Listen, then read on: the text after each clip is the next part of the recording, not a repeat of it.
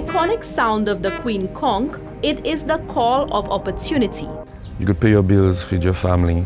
My dad, that is what he does. In October 2020, the OECS, in collaboration with the United Nations Conference on Trade and Development and CITES, launched the Blue BioTrade project.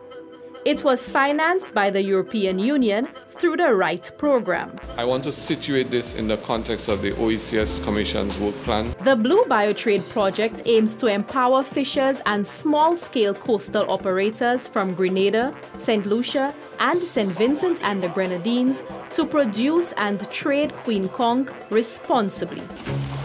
The Convention on International Trade in Endangered Species of Wild Fauna and Flora, popularly known as CITES, provides guidance on the sustainable management of this invaluable resource. Once you're exporting the meat, you would require a CITES permit. The three pillars of CITES is to ensure that trade, international trade in CITES listed species is legal, sustainable and traceable.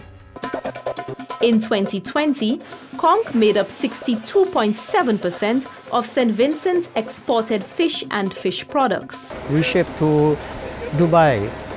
Our main markets is in the US, 5,000 to 10,000 pounds bi-monthly.